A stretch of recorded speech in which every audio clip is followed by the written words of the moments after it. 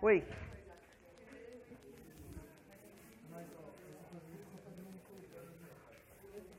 Gente, vamos calcular que a aula hoje é difícil?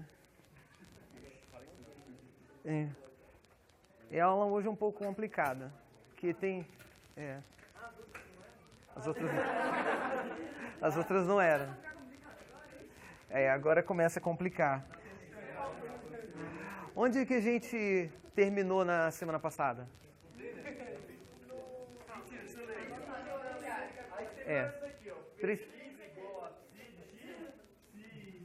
Nós tínhamos 3 postulados, não era isso? Então, o primeiro postulado dizia o quê?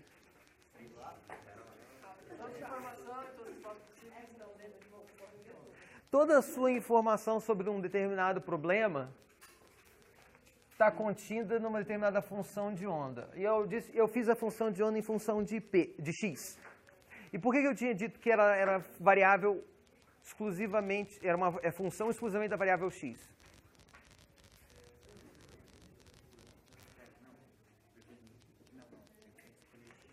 Tinha que escolher entre x e p.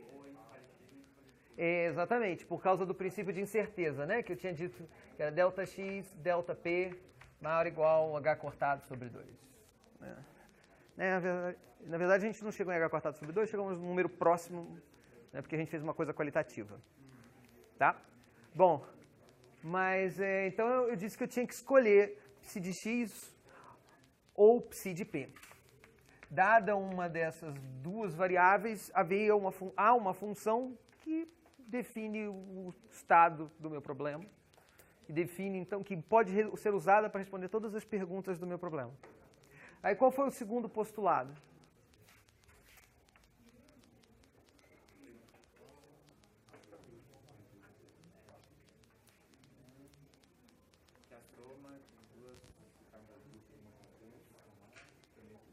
Isso, a soma de duas também é uma solução. Né? Também é a soma de duas funções de onda, de duas funções de estado, também me dá uma função de estado. Então, se eu fizer psi(x) igual a psi1 de x alfa mais beta psi2 de x, então são duas funções diferentes, isso daqui também essa também é uma função. E o terceiro postulado?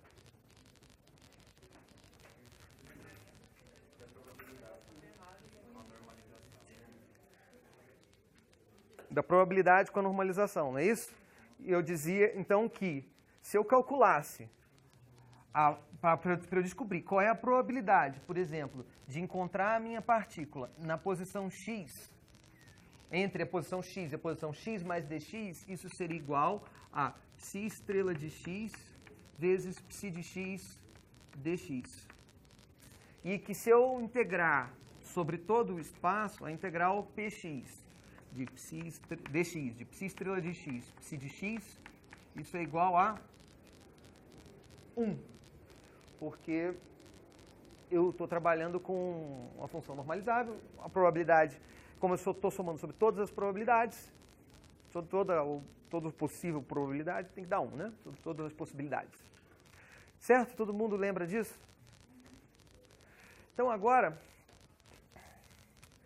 Então, vamos ver aqui uma função de onda que é possível. Deixa eu imaginar que eu tenho essa função de onda aqui, ó, que é psi de x, e aqui é x. E aí eu vou te dar essa função aqui, ó, em torno do ponto A.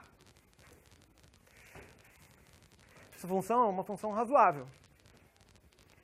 Ela tem algum significado? Ela tem um significado para a gente?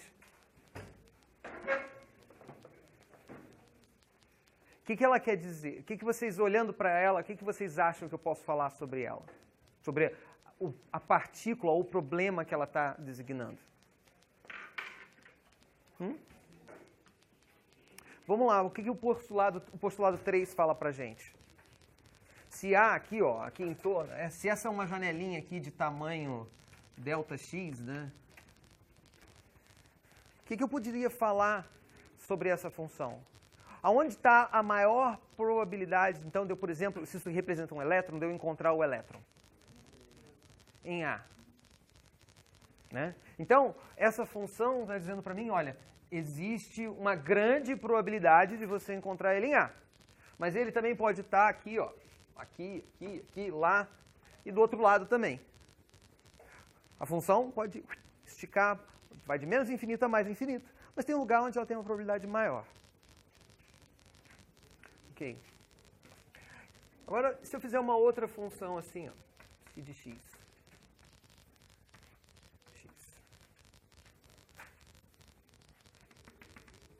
Aqui é b. Então, o que eu posso falar agora? Que para essa segunda função, ela está representando um problema onde a maior probabilidade de encontrar a partícula está em B. Eu tenho o A e tenho o B. Tá? Então, eu tenho duas funções diferentes. Deixa eu chamar essa aqui de psi1 e essa aqui de psi2.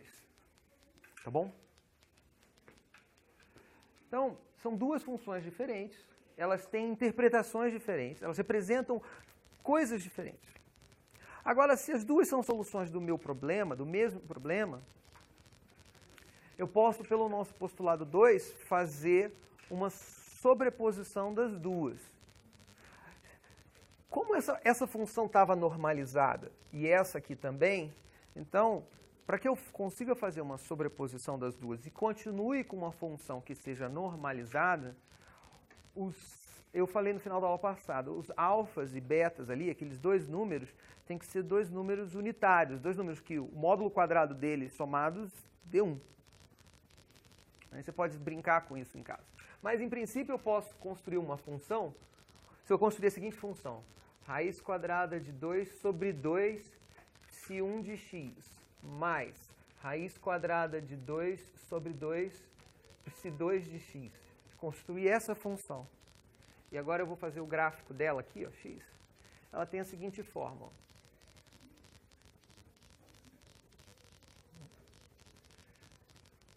Aqui é A, aqui é B. Então, agora, onde eu tenho a maior probabilidade de eu encontrar a partícula? Em A e B, aparentemente, são iguais as probabilidades, né? Porque você vê que o peso que eu coloquei aqui na frente das duas é igual. Agora, eu podia mudar o peso. Deixa eu pegar um outro número aqui. Esse aqui é raiz de 3 sobre... 1 sobre raiz de 3 e 2 terços de raiz de 3. Raiz de 2 terços. Então, se eu somar de novo, levar ao quadrado, os dois números vão dar 1. Então, são unitários, essa integral, essa soma ali, essa função continua normalizada. Mas agora, esse pico ficou mais alto que esse. E a probabilidade, então, de encontrar a partícula aumentou para o lado de cá. Tá? Deu para entender o que eu falei? Não? Eu fiz aqui, os dois picos são iguais. Agora, eu podia ter feito uma função que fosse assim, ó. Raiz de 1 terço, psi1, mais raiz de 2 terços, psi2. Essa função, agora, se eu fizer o gráfico dela, ela vai ser assim, ó. Tá? E aí, então, aqui eu tenho maior probabilidade de encontrar a partícula do lado de cá do que do lado de cá, nesse lugar. Bom, mas deixa eu voltar para o caso em que elas estão com igual peso. Tá? No caso que elas estão com igual peso, agora eu vou querer perguntar o seguinte. Quero saber qual é a posição média da minha partícula. Como é que eu faço isso? Como é que eu calculo a posição média? Olha, imagina, vamos fazer um caso discreto primeiro. Imagina que eu tenho a partícula, eu tenho duas caixas. E eu tenho a probabilidade P1 de encontrar ela na caixa 1. Eu tenho a probabilidade P2 de encontrar ela na caixa 2. Tá? A caixa 1 está na posição x1 e a caixa 2 está na posição x2. Como é que eu calculo o valor médio da posição? Se eu jogar 1 milhão de vezes, eu olho para 1 milhão de vezes, eu olho uma vez, ela caiu na caixa 1. Ah, está na posição x1. Aí eu olho uma segunda vez, ela está na caixa 2. Eu vejo, ela está então na posição x2. Como é que eu calculo a posição média dela? É o valor esperado da posição. E isso não seria o seguinte, não seria a probabilidade de eu encontrar ela na posição x1 mais a probabilidade de eu encontrar ela na posição x2 vezes x2? Quando todo mundo consegue entender isso, porque o que é a probabilidade? É o número de vezes que eu encontro ela na caixa 1 dividido pelo número total, e a probabilidade 2 é o número de vezes que eu encontro na caixa 2 dividido pelo número total. E com isso eu acho a média, né? N1x1 mais N2x2 dividido pelo número total de vezes que eu olhei as caixas, e eu achei a posição média. Todo mundo concorda? Então agora, como é que eu pego esse tipo de conhecimento e transformo aqui para função contínua? Como é que é a probabilidade de eu encontrar a partícula nesse pedacinho aqui? Como é que eu escrevo? Oi? Isso aqui é um tamanho dx. A probabilidade de encontrar ela entre x e x mais dx, certo? Como é que é essa probabilidade? Está escrito ali, né? Então seria psi estrela de x, psi de x, dx, vezes o quê? Vezes a posição dela. E que posição que ela está? Que ela estaria aqui, se eu medisse ela aqui. Não estaria na posição x? Não seria como abrir a caixinha x? Então é x a integral de menos infinito a mais infinito. Ou seja, é a probabilidade de encontrar ela entre x e x mais dx vezes a posição x. Exatamente como eu fiz aqui. Todo mundo conseguiu ver a ligação das duas coisas? Só que aqui eu tinha duas caixas. Aqui eu tenho um número infinito de caixas, né? São infinitesimais, são caixas infinitesimais. Tá bom? Ok? Bom, então, o valor médio de x foi descrito dessa forma. Agora, se esses dois picos têm mais ou menos o mesmo tamanho, aonde vai cair o valor médio? No meio, né? Então, provavelmente, quando eu calcular essa integral, ela vai dar aqui. Só que ela não tem nada a ver com o maior lugar de eu encontrar a probabilidade de encontrar a partícula. Se eu abro a caixa uma vez, se eu olho para a partícula uma vez, ela está aqui. Tem com grande chance. Ou eu olho mais uma vez, também tem grande chance dela estar aqui. Aí eu vou fazendo isso um monte de vezes, na média ela está no meio. Então, o valor médio não necessariamente tem a ver com os lugares de maior probabilidade. A média e essas funções, essas formas, essas funções, são duas coisas bem distintas. Tá? Tudo bem? Bom, mas aqui então eu já aprendi mais uma coisa nova. Se eu quiser calcular o valor médio de x, da posição, em função de uma determinada função de onda psi, dada uma função de onda, isso seria feito da seguinte forma. É a integral de menos infinito a mais infinito dx, psi estrela de x, psi de x vezes x.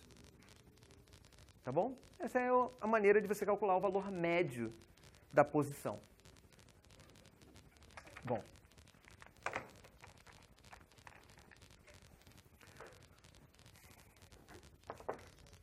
O que mais eu posso aprender aqui desses meus postulados? Que tipo de função de onda faz sentido? Quando eu olho para o postulado 3 aqui, esse postulado, o que eu posso falar da minha função de onda? Por exemplo, psi de 1, psi de x igual a 1, essa é uma função de onda válida?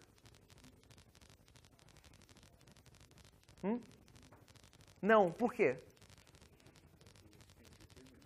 Não, não é por isso. Quanto dá essa integral? Se substitui por 1 aqui, não fica a integral de 1? A integral de 1 entre menos infinito e mais infinito, quanto dá isso? Oi? Dá? De menos infinito a mais infinito, a integral de 1 dá mais infinito, dá um número enorme, né?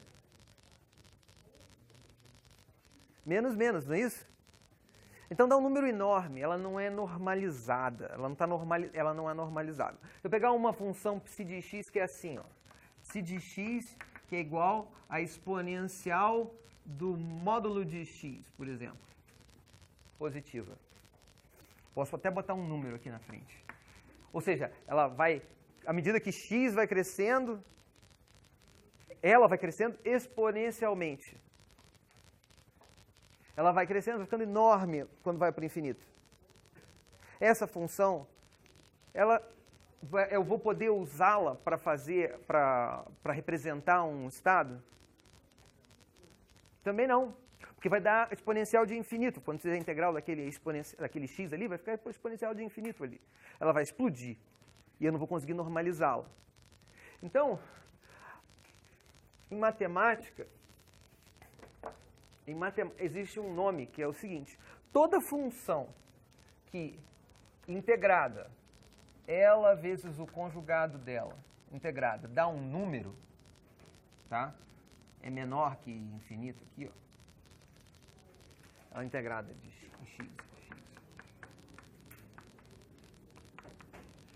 Ela é conhecida porque se der um número menor que infinito, eu posso dividir por aquele número e ela fica normalizada. Então, o problema é quando dá infinito. Toda função que eu consigo fazer isso, ela é chamada de quadrado integrável. Ela quer dizer que o quadrado dela, quando integrado, dá um número.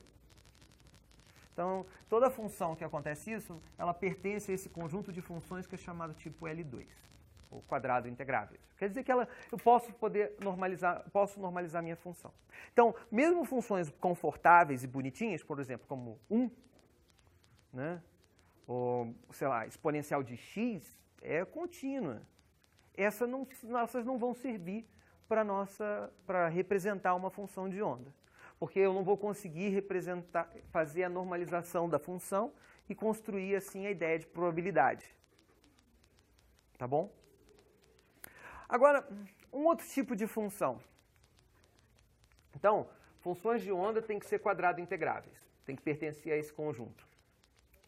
Tá? Isso aqui é um resultado parcial aqui, ó, sobre características de função de onda.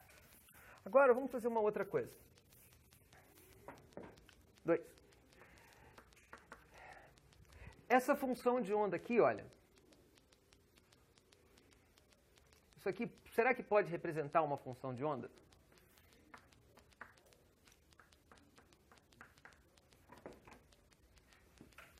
Vou fazer, inclusive, ser zero de um lado e zero do outro. Tá aqui. Pronto, ela morre aqui, vai zero para lá e zero para lá. Então, a área é finita, quer dizer que, pela nossa problema 1, né, nossa restrição 1, ela é satisfeita. Agora, a nossa restrição 2. Será que ela vai ser satisfeita? Ela vai ser uma boa função de onda? Uma função de onda razoável? Não. Por quê? Ela não é uma função, não é exatamente uma, não, ela tem, para esse valor aqui, por exemplo, ela tem 1, 2 e 3 lugares. Então, ela não é univaluada, né? Então, uma outra restrição que a gente tem que ter é que e aí, como é que eu vou definir a probabilidade? A probabilidade é esse número, o módulo desse número, o módulo desse número ou o módulo desse número? Então, isso aqui também não serve. Então, a função de onda tem que ser univaluada. Ou seja, para cada x só tem um único psi. Tá bom? Então, essa função não serve. Tá?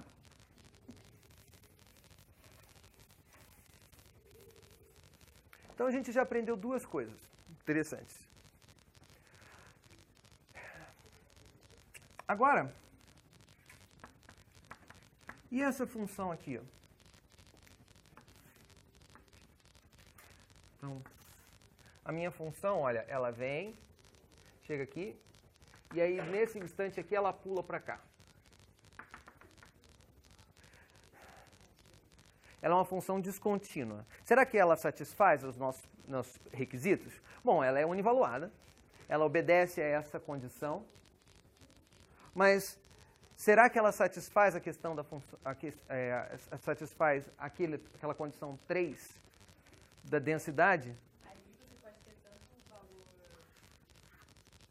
tanto um valor quanto o outro, né? Assim, ok. E aí? O que vocês acham? Ela funciona ou não funciona? É como se também não tivesse probabilidade nenhuma na RT. Oi? Tá aberto. Ela está descontínua, aqui está aberto. Então, é como se não tivesse probabilidade nenhuma. É, ela está aqui. Como é que agora eu vou definir essa probabilidade aqui, ó? Não é a densidade de probabilidade, não é dado pelo... a probabilidade de eu encontrar a partícula entre x e x mais dx. Então, o que eu vou usar aqui dentro dessa caixinha dx? Também existe uma ambiguidade aí. Não funciona. Então, você está entendendo o que eu estou dizendo? A função de onda de um lado tem um valor, do outro lado tem outro valor. Se eu calcular, se eu quiser calcular a probabilidade nesse ponto, o que eu vou usar? Então, a função de onda tem que ser contínua.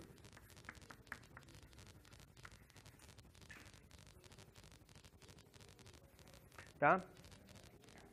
Isso é uma condição importante. Ela tem que ser contínua. Agora,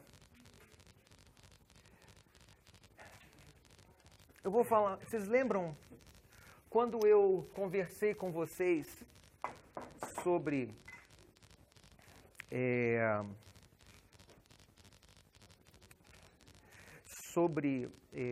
cordas, né, do violão, a corda do violão, eu falei sobre um negócio chamado série de Fourier.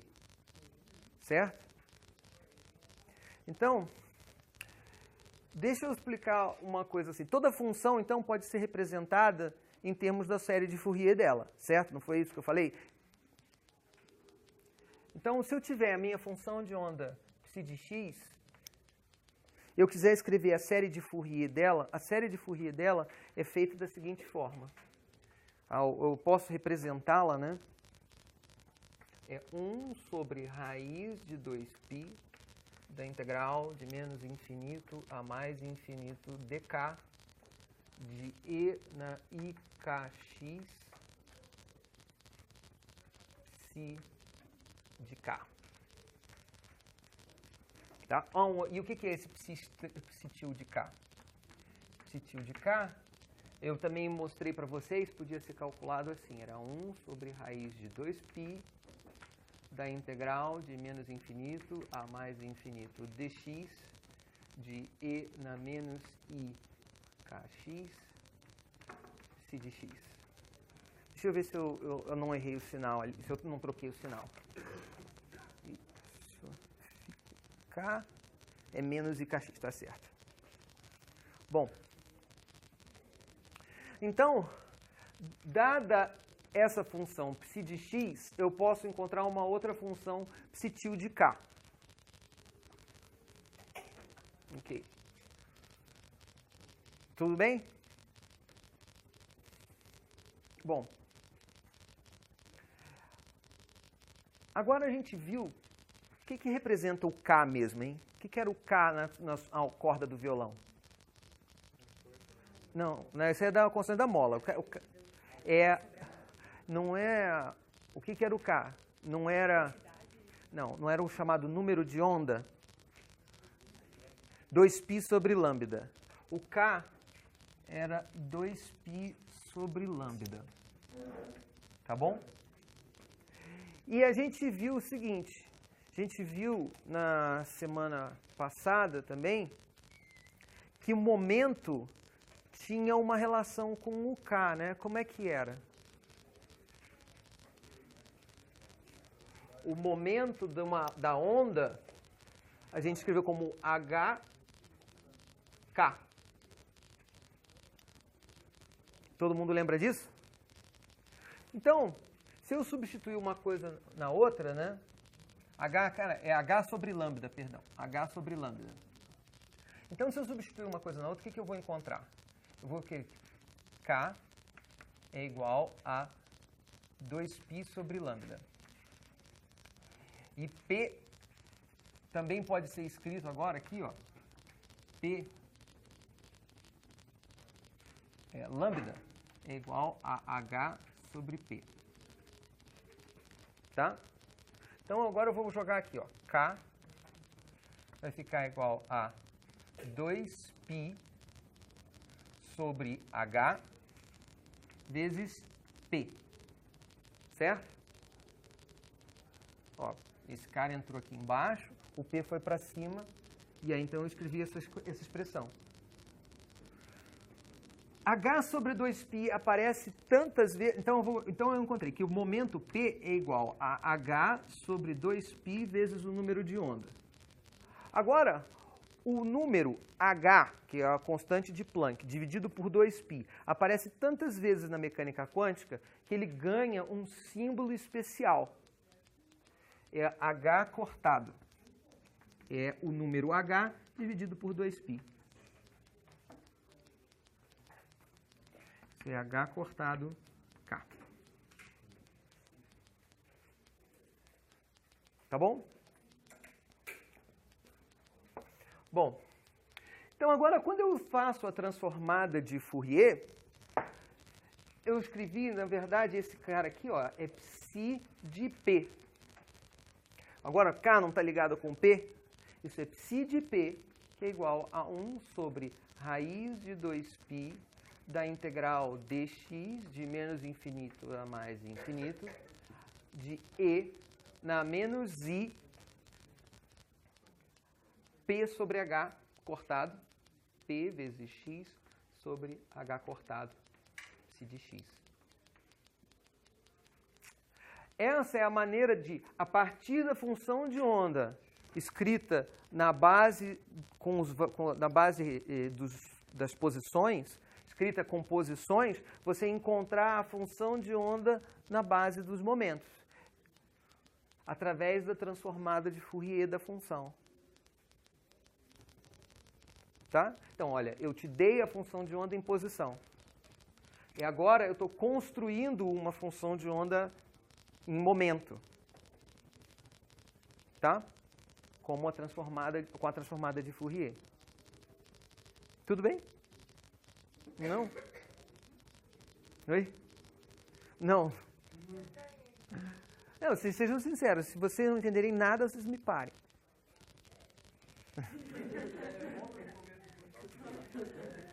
Poxa, não está tão mal assim, né? Mas então, o que está acontecendo, então, é que agora eu estou definindo uma outra função de onda, tá bom? Nós chegamos à conclusão que a nossa função de onda, tá bom? A nossa função de onda tinha que ser contínua. Mas agora, o que acontece se eu pegar a minha função de onda, psi de x, tá? E eu vou fazê-la contínua. Só que nesse ponto aqui, a derivada dela fica descontínua. Ela faz assim, ó. Tem um kink nela.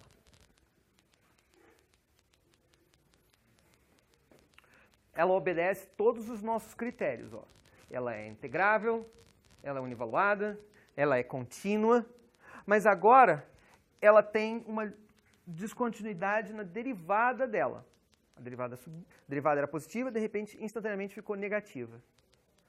O que vai acontecer quando eu substituir isso e na transformada de Fourier? Qual vai ser a transformada de Fourier dessa função?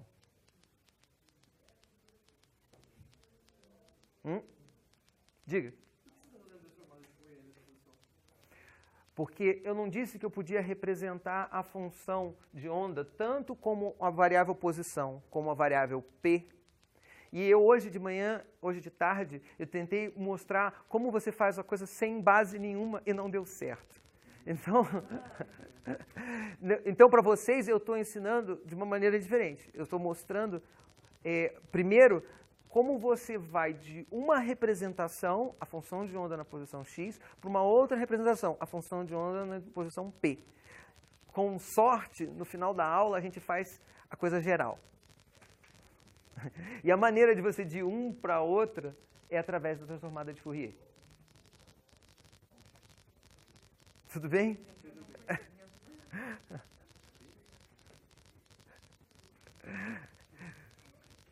Alguma dúvida? Sim, todas. Mas vocês têm que ver que, do ponto de vista filosófico, é bem interessante, né, o que a gente está fazendo. Olha só, eu estou te dizendo que toda a informação está contida numa função ou numa família de funções. E eu posso somar essas funções, eu posso combinar essas funções. Agora, olha para essa situação aqui. Eu não queria apagar ali, vou apagar esse pedaço aqui, que todo mundo já sabe qual a relação de momento e posição. Vamos falar aqui, ó.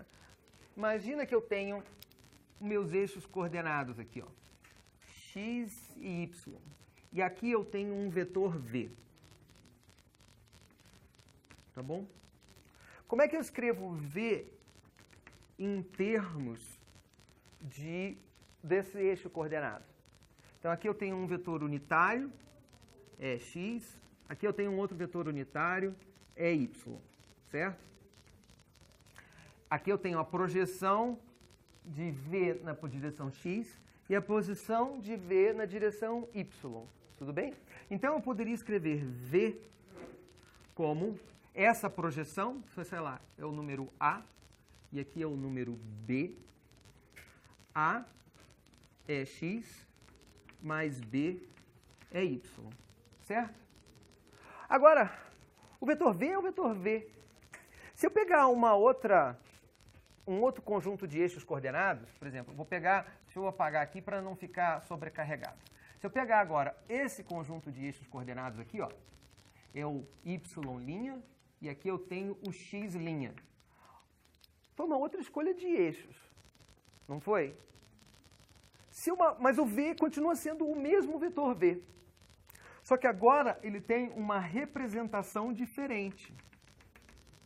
Aqui, olha, a projeção dele na direção x' vai ser o número A'. Aqui é a projeção dele no vetor y' é o número B'. Então, o vetor v vai ficar escrito como sendo A' é y', é x', mais B' é y'. Assim.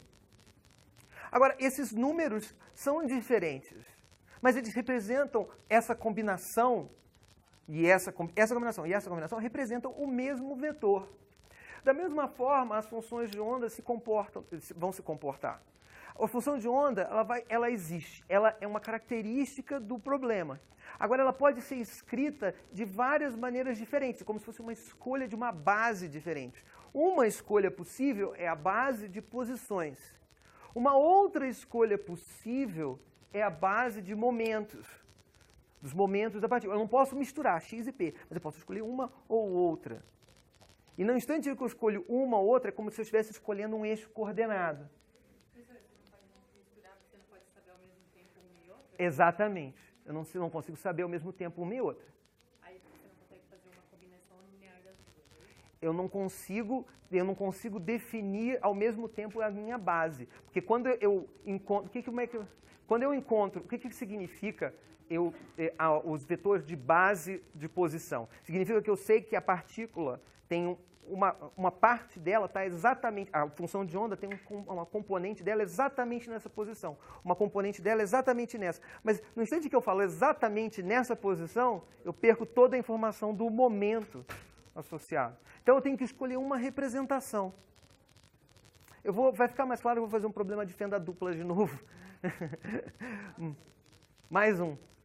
Mas o que eu quero dizer é que você pode... A função de onda que caracteriza o objeto, o elétron, em volta do núcleo, ela é a mesma, independente da representação que você está usando. Ela vai parecer uma função diferente. Mas por quê? Porque você está usando uma parametrização diferente. Está usando ou as posições, ou o momento, ou o ângulo. Entendeu? Então, ela vai ser diferente, ela vai ter uma forma funcional diferente, mas ela representa o mesmo objeto, que é a função de onda que tem toda a informação do problema. Tá? Ela não vai depender, então, eu quero dizer que ela não o vetor azul aqui, ele não depende do meu escolha de eixos. Então, a existência de um determinado estado do elétron não vai depender se eu escrevi em termos de x ou em termos de p. O estado vai estar lá, vai ser aquele. Algumas vezes vai ser mais conveniente escrever em termos de x para calcular algumas coisas. Outras vezes vai ser mais conveniente escrever em termos de p para calcular outras coisas. Então, por exemplo, aqui eu achei uma coisa que é muito fácil de calcular na base x. Por quê? Porque é a função x vezes a probabilidade de encontrar a partícula entre x e x mais dx. Agora, se eu quisesse, por exemplo, calcular o momento da partícula, tá? Em torno de um determinado estado, psi, eu poderia fazer a mesma conta análoga, ó, integral dp, da probabilidade de eu encontrar a partícula entre o momento p e o momento p mais dp, vezes p. Então, esse objeto é super fácil de calcular na base de momento. Agora, esse objeto, o valor médio da posição, é fácil de calcular na base de posição.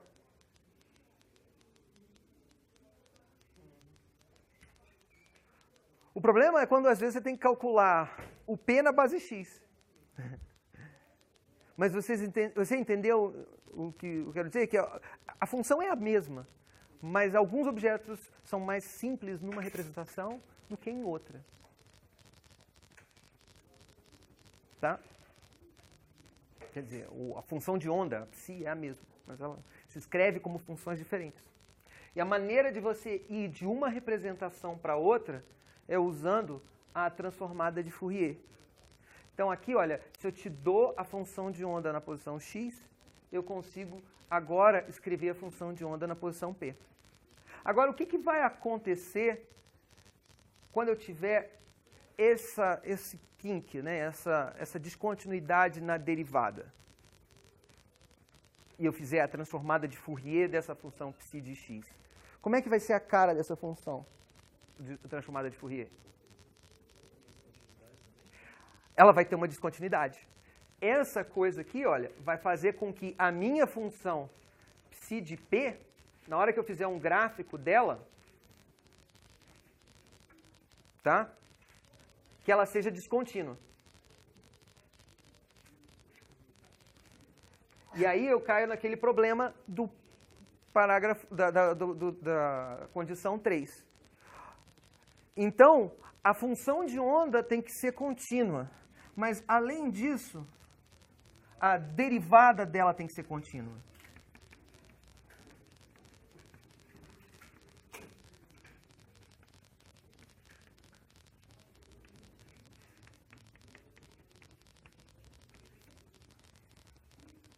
Tá bom?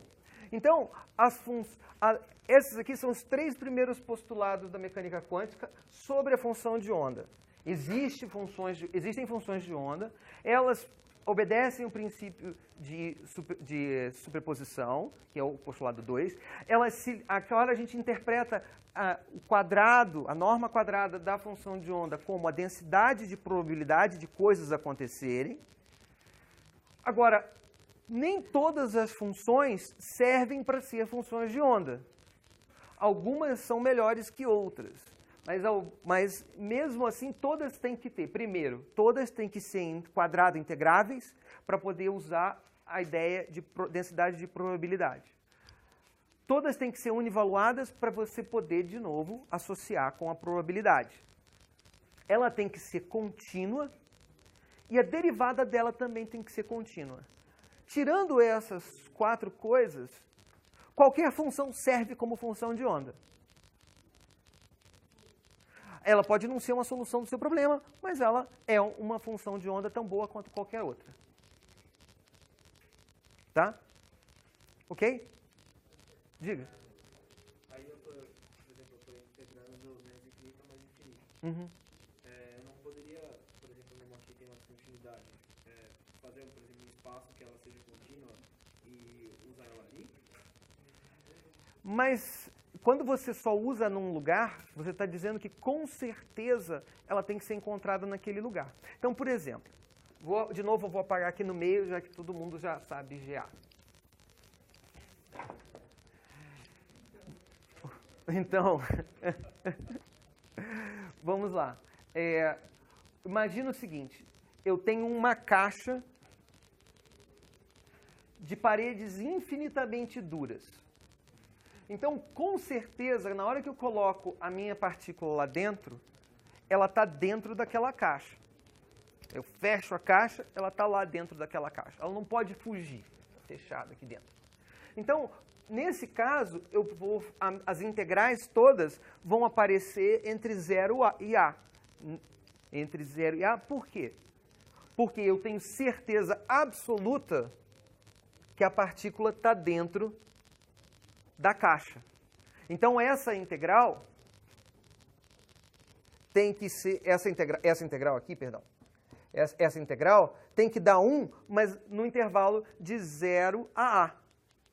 Eu podia, de outra forma, eu podia dizer a seguinte coisa, olha, eu podia dizer que a função de onda psi de x, ela tem que ser igual a 0 para x menor que 0, ela tem que ser igual a 0 para x maior que A, e ela vai ser o que ela quiser, né? Vai ser psi de x, whatever, aqui no meio. Agora, pelo postulado 3, o que eu posso dizer da função de onda nas fronteiras aqui? O que tem que ser? Então, como é que ela tem que ser aqui?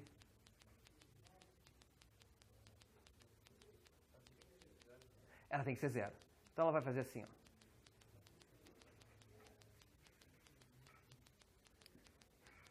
Por causa do... Eu tenho certeza que, porque a caixa é infinitamente forte, infinitamente dura, e tem 100% de chance dela estar dentro da caixa, a função de onda tem que morrer nas extremidades. Por causa desse postulado 3 aqui. Tá? Bom, mas... E se a caixa não for infinitamente dura?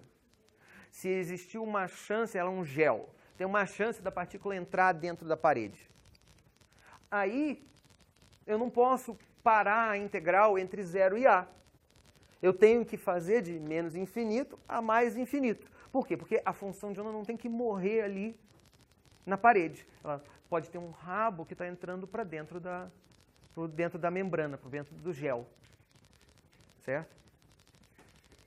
Tudo bem? Ok. Mas então a gente já descobriu bastante coisa sobre as funções de onda. Nós descobrimos que várias delas, que elas existem, que elas têm um significado, que eu consigo mais de uma representação para elas, e que elas têm que obedecer essas propriedades.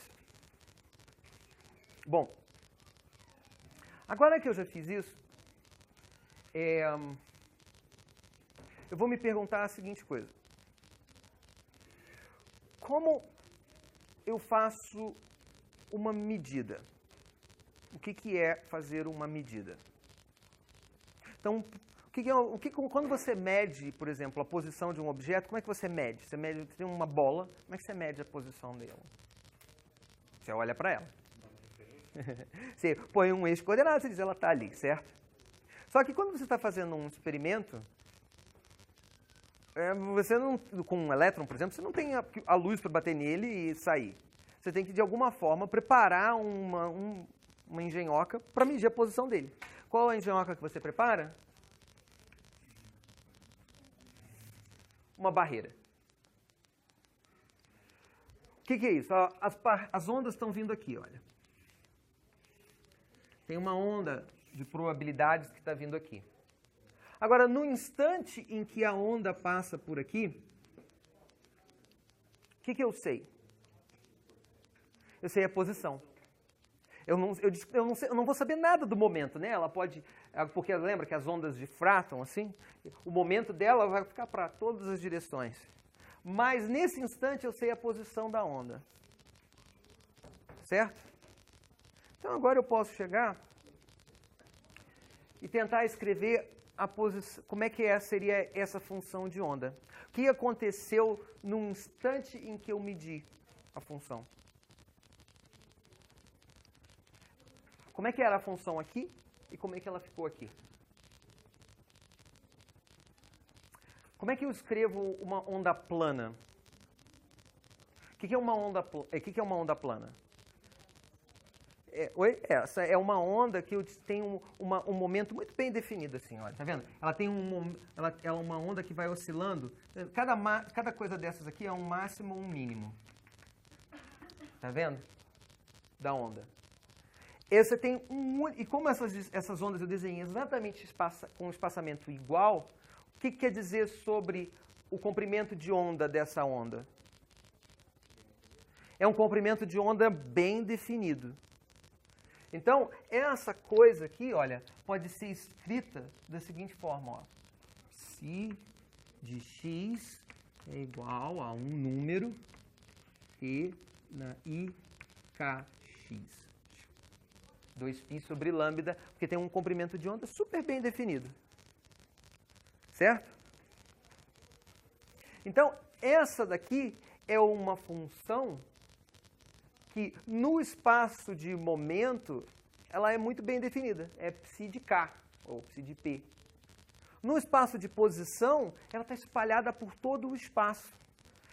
A partícula tem igual probabilidade de estar aqui, de estar aqui, de estar aqui, de estar aqui, de estar em qualquer um desses lugares. Todo mundo entendeu o que eu falei ou não? Volta um pouquinho. Ok. X é ao longo dessa direção aqui, certo? Não, x é ao longo dessa direção aqui, perdão. X é ao longo dessa direção aqui. A onda está oscilando assim, certo? Então, deixa eu calcular a probabilidade de eu encontrar a onda nesse lugar aqui. Como é que eu faço isso? Pelo nosso postulado. A probabilidade de encontrar ela aqui entre x e x mais dx. Eu pego a função vezes o conjugado da função vezes dx. Tá? Não, mas eu quero só nesse pedacinho pequenininho aqui, certo? Então não preciso fazer integral, é só multiplicar por dx. Tá? É só naquela densidade ali. Então, se eu for calcular a densidade, vai ser psi estrela de x, psi de x, dx. Então, é o módulo desse cara, é o conjugado desse cara, da a estrela, vezes o conjugado desse. Qual é o conjugado da exponencial complexa? Oi? Menos ikx. E na menos ikx. Vezes a função de onda. A e na ikx. Todo mundo dx. Certo? Bom, mas quanto é e na menos ikx vezes e na ikx? Dá 1. Então, isso aqui dá módulo de a ao quadrado dx. Agora, deixa eu calcular a probabilidade de encontrar a partícula aqui, ó. Esse pedaço azul aqui. Tá? Dá a mesma coisa. Então, a probabilidade de eu encontrar ela aqui, de eu encontrar ela aqui, de eu encontrar ela aqui, de eu encontrar ela em qualquer lugar ao longo dessa linha, é a mesma. Isso faz sentido com o nosso princípio de incerteza? Faz. Porque a função, eu não tenho o comprimento de onda dela de maneira absoluta, não é um único comprimento de onda. Então eu não sei nada da posição dela. Certo? Então ela tem igual probabilidade de estar em todos os lugares. Se vocês prestarem atenção, você vai ver que essa função não vai obedecer ao nosso primeiro postulado.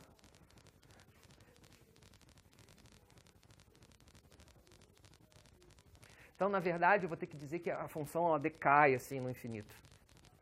Ela não pode, isso aqui não pode ser um número constante o tempo todo, ela vai ter que ter uma queda. Mas a gente vai falar isso daqui a algumas semanas. Tá? Mas essa função exponencial é chamada onda plana. Ela é uma função que não vive nesse nosso espaço de funções que são quadrado integráveis, mas ela é muito útil por causa da transformada de Fourier. Fala. Não, ela tem que ver com um pacote. Eu vou fazer uma onda e quando você prepara a onda, que a gente vai ver daqui a 2 semanas, é o seguinte. A gente vai preparar. Lembra que a gente falou de batimento e de interferência? Quando eu quero localizar uma partícula, eu localizo ela espacialmente, eu não posso colocar um único momento. Eu tenho que botar um monte de momentos, um sobreposto ao outro. E aí, quando você faz um pacote, ou seja, você põe um monte de momentos envelopados assim em volta, essa função decai e a gente pode escrever ela como uma função quadrado integrável, bonitinha. E a gente vai estudar como esse pacote vai abrindo com o tempo, vai mudando com o tempo depois. Ou seja, como você vai perdendo a informação da posição ou perdendo a informação do momento. Eu posso fazer um pacote de momentos e aí ela tem que ser quadrado integrável, mas eu tenho que somar várias para fazer isso. Então, ela não tem a ver com energia, ela tem a ver com a necessidade da interpretação da função de onda com o quadrado dela dando a densidade de probabilidade. Então, eu não posso pegar e simplesmente escrever E na IKX. Essa função ela não serve. Ela não serve como uma função de onda. Eu tenho que botar o A aqui dependendo de x, de forma que quando eu fizer agora a integral de A de x, isso aqui dê um número menor que infinito. Então, o que eu vou precisar é colocar um envelope em cima dela. Uma coisa que vai decaindo quando x for para menos infinito e quando x for para mais infinito. Aí ela vai ser uma função de onda legal, que vai obedecer todos esses critérios. Mas só aquela função E na IKX vezes um número não serve. Agora, ela é útil. Então, ela não pertence a esse quadrado, a esse espaço, mas em matemática ela ganha um nome. Se esse aqui é o espaço de funções quadrado integráveis, em matemática, essa função E na IKX está num negócio chamado o suporte compacto dessas funções, das funções quadrado integráveis. E isso tem a ver com o estudo de séries de Fourier, mas pouco importa para a gente. Tá? A única coisa é que essa função tem uma interpretação simples. A interpretação dela é que ela é uma partícula com um momento bem determinado, com um momento que eu sei 100% dele. Mas no instante que eu sei 100% dele, eu não sei nada da posição. Tá bom? Com certeza eu sei que o comprimento de onda é lambda, eu sei que o momento é p. Agora, ela em princípio estaria totalmente delocalizada. Deu para entender? Bom, então essa aqui é a função de onda imediatamente antes dela passar pelo anteparo. Agora, quando ela passa pelo anteparo, vocês me falaram que eu ganhei um conhecimento de alguma coisa, não foi? Oi? A posição dela, né? Então, nesse instante aqui, a minha função de onda, ela muda. A minha função de onda, ela passa a ser 100% de posição, nada de momento. Então, como é que eu posso descrever isso?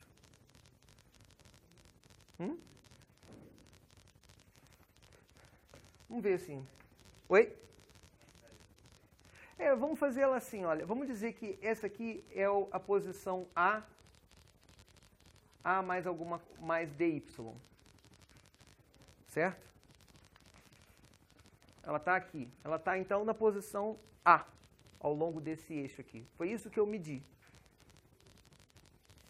Não foi? E sei que ela também está nessa posição aqui. Bom, do anteparo. Então, se eu quiser agora escrever a minha função de onda, vai deixar de ser essa exponencial completamente delocalizada. Essa aqui é a posição x0. E ali é a posição A. Para ser uma coisa que eu sei completamente.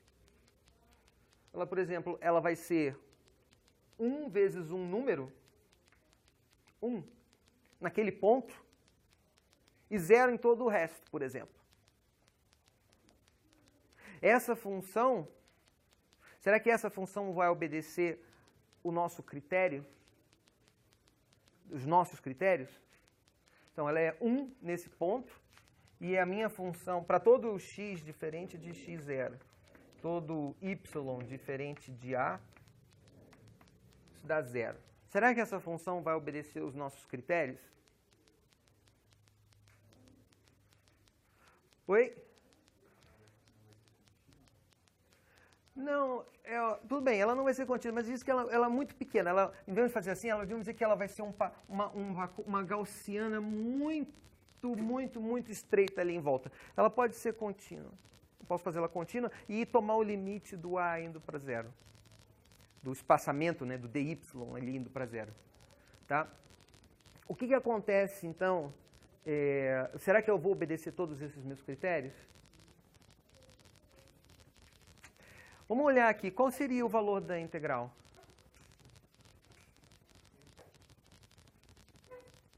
Seria 1?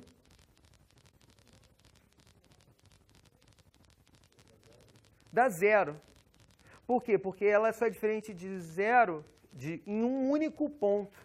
Isso é um conjunto tão pequeno de pontos que ela dá 0. 1 vezes um infinitésimo, na hora que você toma o limite do infinitésimo indo para 0, dá 0. Então, ela não serve para a gente. E por isso a gente vai ter que definir uma outra função, um outro objeto de matemática que é muito útil na análise de Fourier. Chamada de delta, a delta de Dirac e a delta de Kronecker. Então, elas são funções que têm uma forma um pouco estranha, ou não são verdadeiras funções, chamadas de distribuições. E a estrutura é a seguinte. A delta de dois números, n e m, é igual a 1 quando n é igual a m. E 0 toda vez que n for diferente de m. Agora, a delta de Dirac é uma versão contínua dessa fulano, da delta de Kronecker. Diz assim, toda vez que você tiver x menos a, tá? Essa função vai ser infinita quando x igual a e vai ser 0 quando x é diferente de a. Então, ela só é diferente de 0 num único ponto, mas ela naquele ponto ela tem um peso enorme, tem um infinito enorme. Agora, o que eu vou fazer? Não vou escolher qualquer infinito, tem milhões de infinitos diferentes. Mas tem um infinito particular que é útil. Quando eu estou fazendo a integral, eu não estou tomando o dx indo para 0. E aí eu disse, aquela minha integral que eu estava fazendo antes estava dando 0, porque eu estava fazendo 1 vezes um dx e o dx estava indo para 0. Se eu pegar esse infinito como sendo o 1 sobre o meu dx, o 1 sobre o infinitésimo, as duas coisas vão se cancelar e você fica com 1, com a função ali, né? Com o valor 1. Então, a integral de menos infinito a mais infinito dx da função delta de x menos a, isso dá 1.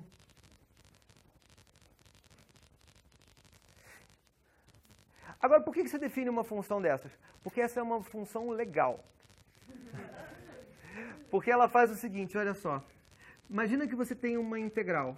A integral dx da função f de x de delta de x menos a.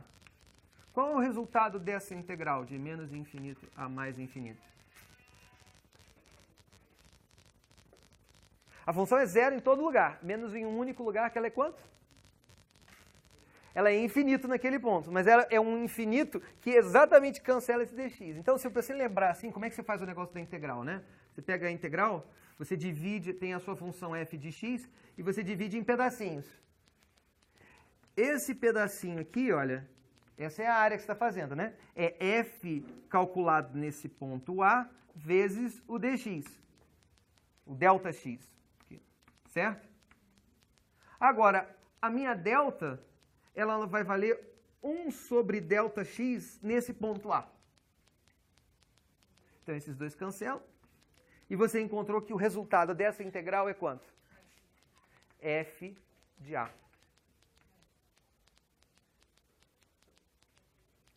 Então, ela é uma maneira de você pegar, ela transforma uma integral apenas em calcular a função num ponto. Agora, a função de delta de Dirac, ela tem uma... A gente viu ela em um lugar aqui, ó, já. Na hora que a gente fez a série de Fourier. Se eu chegar aqui e fazer o seguinte... Eu não fiz a seguinte integral, olha.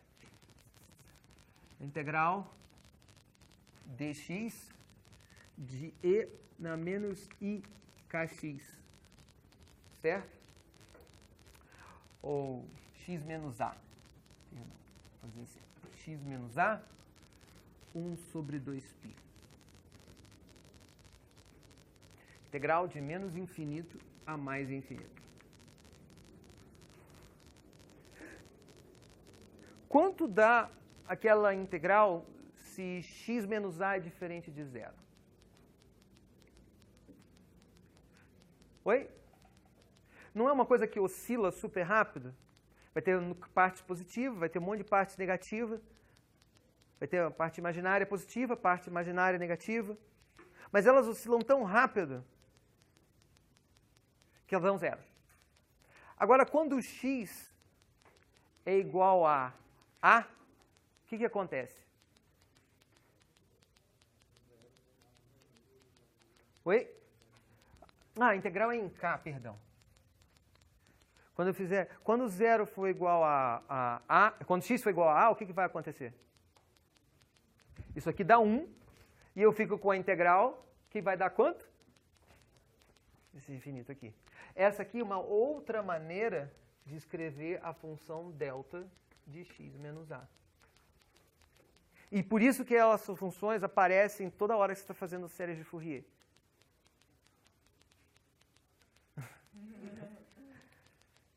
Tudo bem? Hã? Mas então agora eu meio que descobri qual seria a função que aparece na hora em que a partícula passa pelo buraco, né? Qual que seria essa função? Uma delta, né? Ou uma gaussiana, uma coisa, uma super... Era aquilo que eu estava falando aqui. Eu tenho a parede. A função deixa de ser essa onda plana e passa a ser uma coisa super localizada no espaço. A partícula está aqui, ó. Zero para todo o resto. Mas ela está aqui, nesse lugar. Com grande probabilidade. Eu medi ela aqui. Então, o processo de medida da mecânica quântica, e esse vai ser o próximo postulado que a gente vai ter que falar, ele está associado a você preparar um experimento, e quando você prepara esse experimento, ele tem certos resultados possíveis. Quando a função de onda vem, ela é projetada, ela é mandada para um desses possíveis resultados.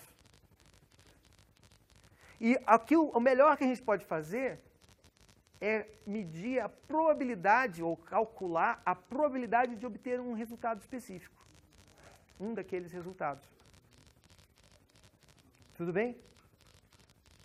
Eu não vou conseguir dizer que a partícula... eu não vou conseguir predizer que a partícula... imagina que eu quero medir a posição dela. Então, no instante em que eu medir essa posição com esse aparato, eu com certeza coloquei a função de onda nesse estado, nessa condição. Eu criei uma função de onda específica. Aí agora eu vou deixar isso evoluir, isso vai mudando no tempo. Quando eu fizer uma outra medida, ela cai para uma outra forma específica, que depende do aparato e do resultado da medida que eu fiz. Deu para entender?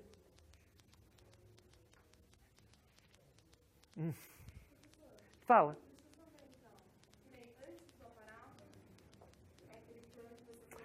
Uma onda plana. Aí você fez o aparato, você conseguiu Isso, eu medi ela para... Se você colocasse um outro material que altere a onda, e aí seria uma outra plana. Não, por exemplo, aí o que acontece aqui? Eu medi ela desse jeito, não foi? Agora, depois que isso foi feito, que você calculou, que ela colapsou, que ela foi para essa nova forma, ela passa a evoluir, continuar evoluindo. Vai ter esse é o último postulado, que é a evolução da função de onda, é a equação de Schrödinger. E aí ela começa a mudar de forma, de novo, ela vai expandindo e vai expandindo dessa maneira aqui. Tá? E aí, então, quando ela chegar aqui, eu posso fazer um outro experimento e fazer ela colapsar para uma determinada forma. E a forma que ela colapsa está ligado àquilo que eu estou medindo. Mais ou menos. O que eu quero dizer é que isso aqui é uma das coisas estranhas da mecânica quântica. Que a mecânica quântica, todo mundo diz assim, é tudo probabilidade. Mas não é. O que acontece é o seguinte, durante a evolução, se você não está fazendo nada com a partícula, você preparou uma função de onda. E essa função de onda evolui de maneira determinística pela equação de Schrödinger, que a gente vai ver daqui a pouco, na próxima semana. Agora, quando você vai medir, o ato de medida, isso é que é probabilístico. Eu vou preparar um anteparo, e agora a minha função de onda... Naquele instante que ela foi medida, ela muda instantaneamente. Ela deixa de ser, por exemplo, aquelas ondas planas, nesse caso, e passou a ser essa função extremamente concentrada nessa posição.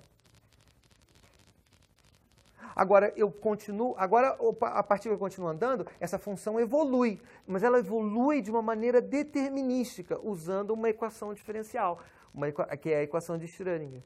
Mas agora que eu vou fazer a medida, ela cai para alguma outra forma. Diga. Eu acho que você já falou isso, mas eu não entendi, então, por que na mecânica clássica não tinha esse problema com as medidas e na quântica tem? Com as medidas? Porque quando você vai medir, você cria a probabilidade. Você tem dado um resultado, o que acontece é assim, você tem vários possíveis resultados da sua medida. Então, por exemplo, a partícula está andando aqui, tá? Olha só.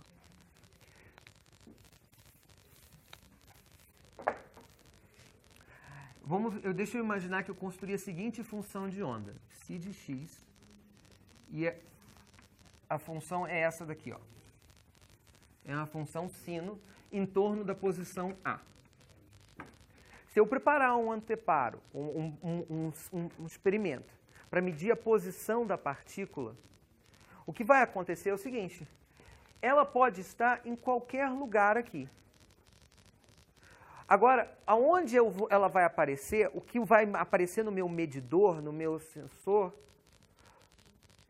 vai ser ela caindo aqui, ou aqui, ou aqui, ou aqui, em algum lugar. Então, no instante, eu preparei ela dessa forma. No instante em que eu medir a posição dela, a função de onda passa a ser assim, aonde eu medi. Infinita. Eu ganhei um conhecimento absurdo sobre ela, eu sei onde ela está. Eu medi ela na posição A0, por exemplo. Então, antes eu tinha uma incerteza que era a largura mais ou menos desse pacote. Agora, o meu pacote aqui é super fininho, porque eu medi ela nessa posição. O que a gente tem que tentar descobrir é como, dada essa condição inicial, que eu preparei o estado, como é que eu calculo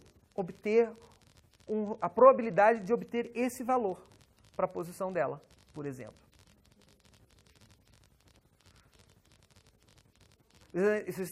Então, as funções de onda estão bem definidas. Está vendo? Aqui eu tinha uma gaussiana larga. Aí eu fiz a medida da posição, a função de onda passou a ser uma gaussiana estreita, porque eu medi a partícula na posição A0. O melhor que eu vou conseguir fazer é calcular a probabilidade de, dada essa distribuição larga, eu encontrar essa distribuição estreita. Agora, eu podia muito bem ter faço o experimento de novo, e eu não encontro ela na posição A0, eu encontro ela na posição A1. A função de onda que apareceu é essa daqui. Eu comecei com a mesma função. Mas eu preparei o mesmo experimento da mesma maneira, criei essa função de onda. Vou e faço a medida de posição, eu encontro uma outra função de onda, que é completamente normalizada, mas que está em torno do ponto A1. Então eu tenho que descobrir como é que eu vou transformar,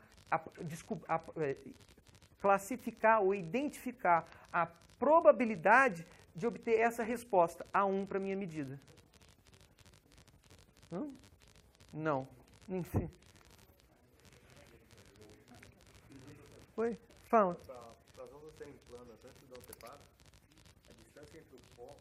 É muito grande, exatamente. Por que você não espera uma distância muito grande depois também? Para ficar plana de novo?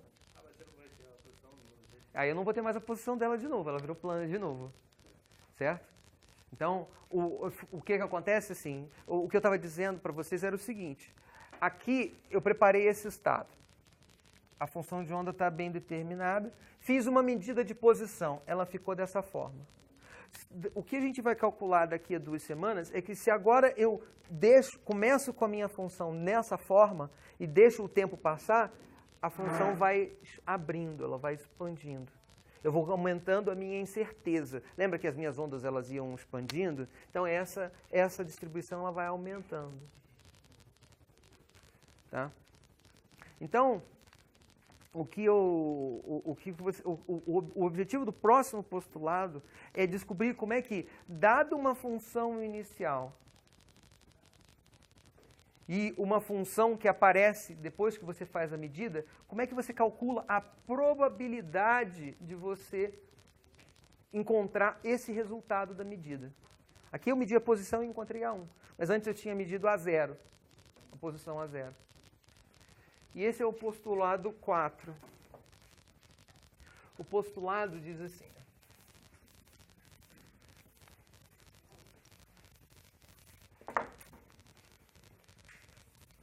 O postulado diz assim, postulado 4. Se você tem uma função de onda psi, tá bom? E agora você mediu, psi de x.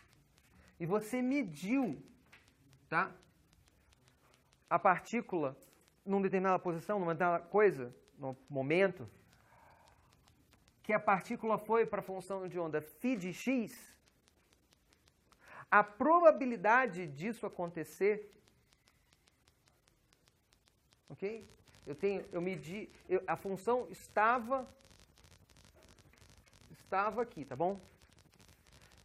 Ela era assim, a função psi foi preparada dessa forma. E eu medi φ de x, a função de onda φ de x. A probabilidade disso acontecer, tá, vai ser dada por isso daqui, ó.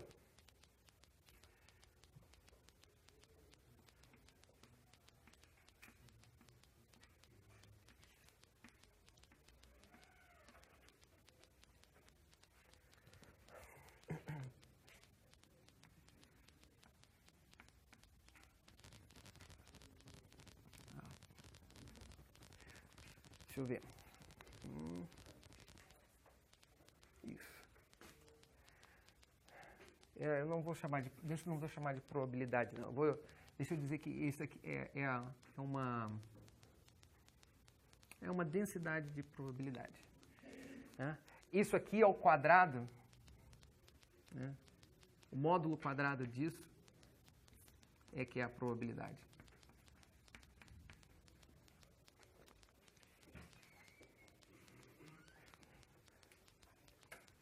Então, eu calculei essa integral.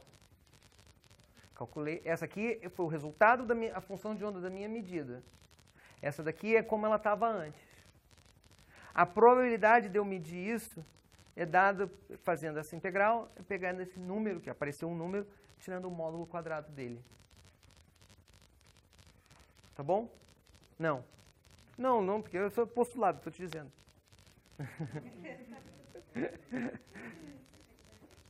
Oi?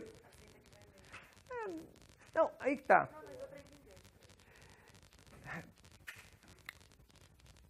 esse aqui é o tipo de pergunta que você pode responder no experimento. Dada um problema, você prepara um experimento e ele tem uma série de possíveis respostas, de funções de ondas que saem de lá. Então, a onda veio, passou pelo anteparo, foi para o outro lado. Certo?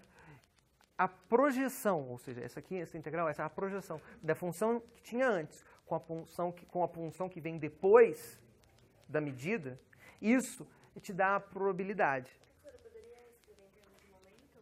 Poderia ter feito, eu poderia ter feito um experimento de momento também, e poderia medir o momento da partícula, e aí, mas eu teria uma função de momento, uma função original escrita em forma de momento, fazia a integral em momento, e eu obteria essa minha probabilidade dessa forma, tá? Agora, que a gente fez isso daqui, a gente tem tudo isso, aqui que é um momento mais delicado. Porque existe uma maneira elegante e bonita de você escrever tudo isso que a gente definiu de maneira sistemática, sem ter que usar integrais o tempo todo. Tá? Que é o seguinte. Vamos dizer que eu tenho as minhas funções de onda. Vamos dizer que essa coisa existe num espaço que não tem representação, que tem várias possíveis representações. X e P e assim vai. Isso é exatamente como aquele vetor V. Tá? Então, eu vou voltar para aquele meu formulário, para minha hipótese, postulado 1, e vou dizer, existe o estado de um sistema é determinado por um objeto que eu chamo de ket.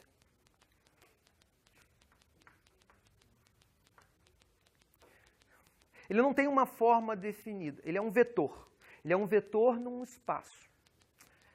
O meu segundo postulado seria escrito: dois kets podem ser somados. Então, isso aqui é como se fosse um vetor. E agora eu posso escrever um vetor como a soma de dois vetores.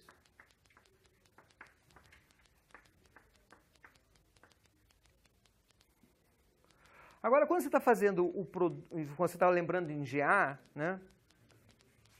Você está fazendo GA, você vê que isso tudo aqui é muito interessante, é muito parecido com o que você faz em GA. Por exemplo, se eu tivesse o meu vetor V, aqui que eu tinha desenhado antes, e esse aqui é o meu vetor EX, e aqui é o meu vetor Y,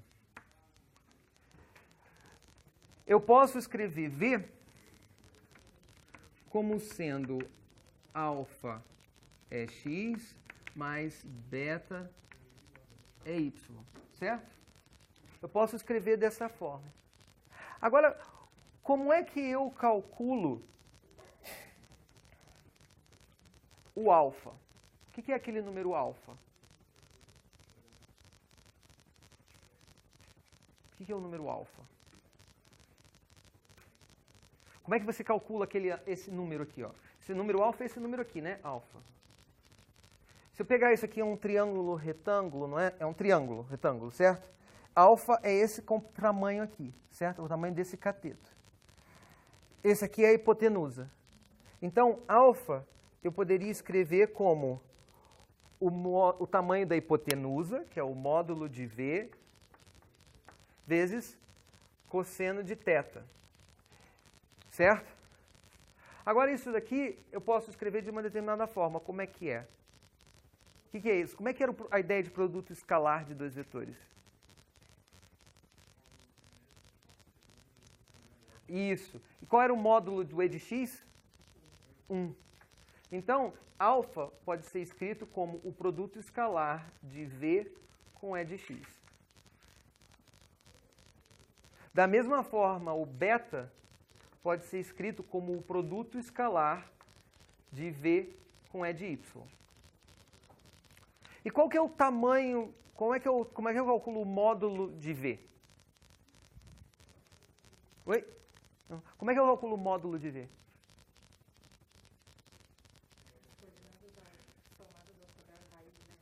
É. Mas aqui o módulo não está aqui também? Se eu fizer o produto escalar de V com ele mesmo, V com V, o que eu acho? O quadrado do módulo de V. Certo? Que é o cosseno de 0 que dá 1.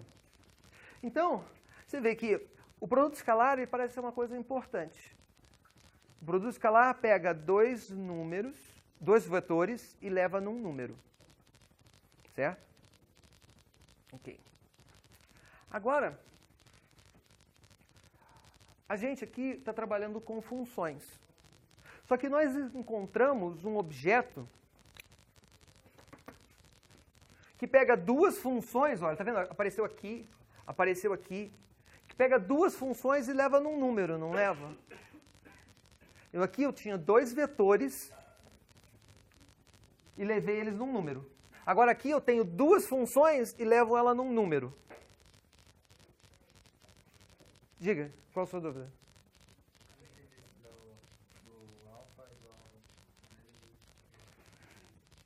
Então, como é que é o produto escalar?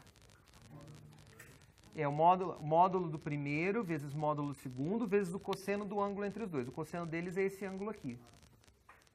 O ângulo entre os dois é esse cara. Então, o cosseno vai ser esse vetor. O cosseno é esse tamanho dividido por esse tamanho. Quando eu multiplico por esse tamanho, eu acho esse tamanho, certo? Cosseno de θ é cateto adjacente sobre hipotenusa. Se eu multiplico pela hipotenusa, né, eu acho um cateto adjacente. Entendeu? Então, vocês veem que o que eu estou fazendo aqui? Eu tenho dois vetores e eu construí um número. É isso que o produto escalar faz. Agora eu tenho duas funções e eu construí um número. Aonde eu quero chegar com isso? O que você chutaria? Cada função é um vetor. Quando eu tenho dois vetores, se eu somar dois vetores, eu não acho um vetor? Oi? Não, ainda não tem derivadas ainda. É só uma questão de espaços de vetores. Dado um vetor mais um outro vetor, eu acho um outro vetor dentro daquele espaço. Então, agora aqui o que eu estou dizendo é o seguinte, olha, dado uma função de onda, que é a solução do seu problema, mais a função de onda, uma outra função de onda que também é a solução do seu problema, eu acho uma terceira função de onda que é função do seu problema, solução do seu problema. Então, o espaço de todas as funções que são solução do seu problema é um espaço vetorial. Cada ponto desse espaço é uma função diferente. Eu posso pegar e combinar duas e achar uma terceira. A minha pergunta é agora como é que eu defino... Então, eu tenho muitas propriedades de espaço vetorial. A pergunta agora é como é que eu defino o produto escalar nesse espaço de funções. Aqui o produto escalar era simples, né? Era módulo primeiro vezes módulo segundo dividido por cosseno do ângulo. Certo? Na representação de vetores, foi isso que a gente fez. Agora, no espaço de funções, como é que quando eu olho para esse espaço de funções, apareceram várias vezes uma função vezes outra função integrada dando um número. Então, eu posso definir um produto escalar para o meu espaço de funções. O produto escalar é assim, ó. O produto escalar é de duas funções, ó, eu tenho duas funções, φ e ψ.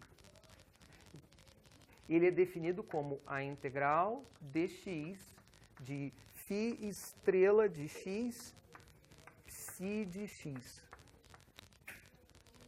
Essa é a projeção. Lembra qual era a coisa do produto escalar? O produto escalar não projetava numa determinada direção, o EX? Então, essa é a projeção de ψ na direção de φ. Esse fulano, que é representado dessa forma, é chamado de ket. Esse fulano, que é representado dessa forma, é chamado de bra. Por quê? Porque isso aqui, ó, é um bracket em inglês. Oi? Pô, pensei que você tinha achado interessante.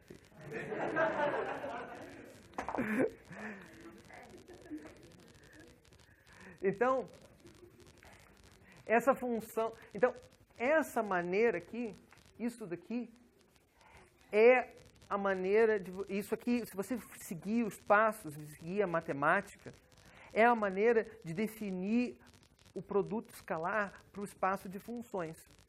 E agora, isso daqui ficou mais ou menos claro o que está acontecendo. Eu não defini a probabilidade dessa forma? A probabilidade de medir φ quando eu preparei o meu estado psi? Então, vamos voltar lá para os nossos vetores, olha. Eu tinha os meus vetores... Imagina que isso aqui é a minha função φ, a direção. É uma função, é um vetor no meu espaço de Hilbert. Essa daqui é a φ1, essa aqui é a φ2. Eu tenho a minha função de onda, que é essa psi. O que eu estou fazendo, quando eu faço essa integral, é a projeção de psi na direção de φ1. Então, esse número que aparece, que eu chamei de P, é que nem aquele alfa daqueles que eu tinha desenhado naqueles vetores antes. É a projeção nessa direção, é o peso que tem naquela direção. Então, se, por exemplo,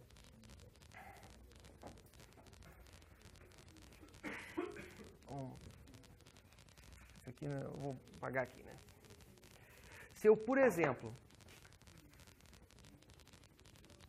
escrevo a seguinte função, que tem a minha função de onda. É aquela gaussiana bem larga que eu tinha. Tá bom?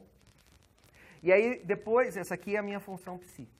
E agora eu tenho uma função que eu chamo de φ, que é uma função bem estreitinha nessa posição. Aqui, ó. Isso aqui eu chamar de essa é a posição A, essa aqui é a posição A. Então, que aparece quando eu medir a partícula na posição A. Para eu saber a probabilidade, dada essa condição do sistema, saber a probabilidade de eu medir isso, eu tenho que fazer essa integral. É φ estrela vezes psi integral de menos infinito a mais infinito. E o significado disso é porque eu estou vendo o quanto eu consigo projetar, eu estou projetando dessa função nessa. Qual é o peso que essa função tinha aqui.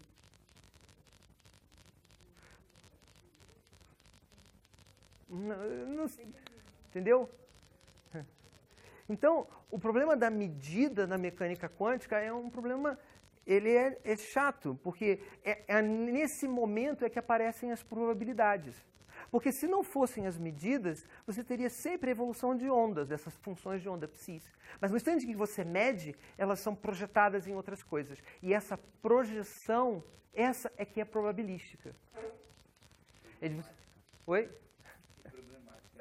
É problemática. Mas foi problemática para os físicos durante muito tempo também. Tá? Mas então, hoje a gente viu mais um postulado. Tá? Que é esse postulado da medida. Tá bom?